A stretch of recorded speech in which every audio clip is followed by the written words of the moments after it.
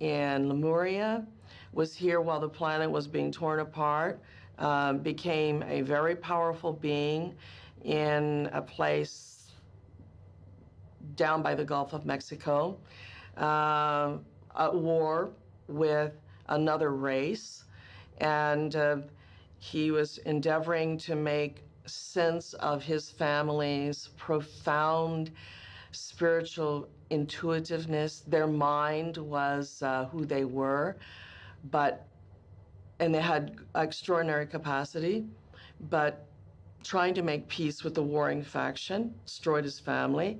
So there's a great hatred for the God of his own people. And they call that God the unknown God. It didn't have a face, it was life itself. And so he began this remarkable journey of destroying his enemy and everybody else. And he lived this very colorful, extraordinary, warlike life, and fearless. That being would betray himself, end up with a mortal wound, and would sit on a rock for 7 years contemplating his life in deep focus. Ramtha then one day had an extraordinary experience, had an out-of-body experience. That out-of-body experience set him on a journey to find out where that came from. So it took him another 7 years to duplicate the experience. So enlightenment came because the mind that he was, through his adversity of illness and sickness, was changed into the mind that could leave the body due to pain. And then that began the quest of discovering that whole new possibility of what he was, and that eventually he would find that the unknown God of his people was actually the source of life. It was and is that where we have our being from. It is that quintessential quantum field. It is that quintessential unfolding and infolding from the eternal void. And that extraordinary intelligence that comes from that is what we really are. And that the unknown God is life itself, and would find himself in a remarkable position of being able to declare that as himself. And then began the journey that once he had conquered and had figured this all out, then he looked at the horizon, which he says, where the gold meets the blue. I want to go there. Well, the mind then begins its journey and the body follows. And so the being worked with frequency and one day ascended and left his army. In time, so where is he gone?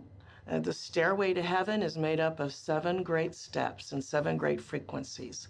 And Ram went up that stairway. Every time we raise the frequency in our body, and when we do that, is because our mind moves to another part of the brain that specializes in that frequency. And when we rest our mind in that part of the brain, then we start to vibrate. And our vibrations throughout our body allows us to move faster than the matter in which we live in. So our frequency becomes fast. He just raised his frequency, and as he modulated his frequency, he raised it higher and higher. And is it possible that a body can vibrate without shattering?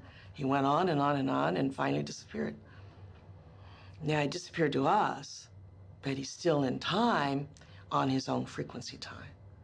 So this is a being that lived 35,000 years ago, whose family came from beyond the North Star, who lived a rich and controversial life, was afraid of no one, had an army of 2 million people, and ascended at the end of his life.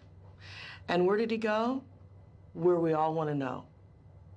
And that information of his journey and his knowledge is who is our master teacher at his school.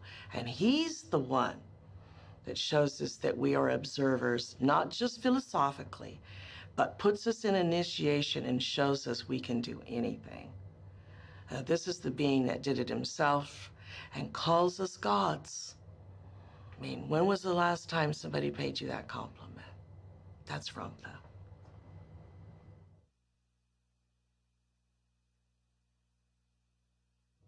So then back to the original question, which was, do I create my reality, or is reality already existing and I choose that reality? Creating our reality is a fundamental principle of the school. And it is also one of the reasons that we arise to the concept that we're divine, that to be creators means to not only imagine something and make a better cherry pie, but the very fact of the people, places, and things, and times and events in your life that constitute your life is your reality, and that they're all specific to your neural net. And when a person says, do I create my reality? The answer is, but you already are creating it. That who you are is made up of the reality that you are currently. To change that, to augment that, would be to change one of those concepts of people, places, things, times, and events, because you became expanded, that you brought into your neurological makeup an idea, that you became that idea, that you embraced that idea. That new idea suddenly augments present reality. And because the idea is now in your mind, it's in your frontal lobe, its reality forms. And suddenly you go, wow, I just had this great experience, I had this idea, and then this wonderful thing happened to me. I mean, what was that? The answer is you created reality. Well, what did I create it from?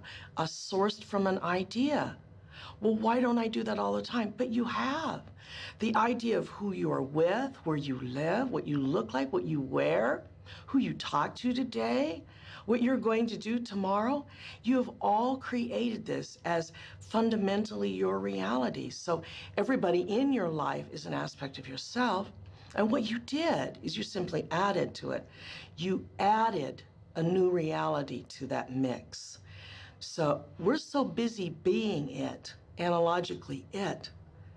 We're talking about, it's like the fish in the ocean. Somebody gives the idea to the fish that it's a novel idea to ask for a drink of water. So the fish asks for a drink of water, and everybody starts laughing because the fish is in the water. So it's sort of like saying, how do I create my reality? Well, you are the reality. You're already creating it.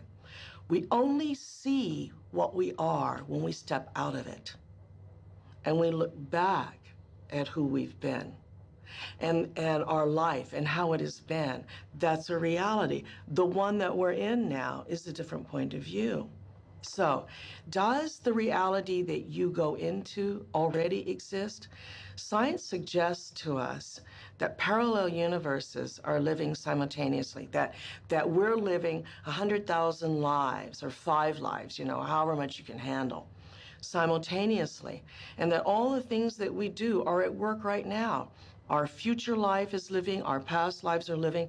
I absolutely agree with that, because I only think that the arrow of time happens to be that way because we've created the reality for time to exist that way. It's the elongation and computation of multiple experiences, which happen to be our own. So we say we did all this in one day, and then we slept all night, and then tomorrow we're going to do all of that. Those time lags are our achievements that we put in it, and they're having to do with day and night. But the idea then that we've already had this conversation is absolutely correct, because in no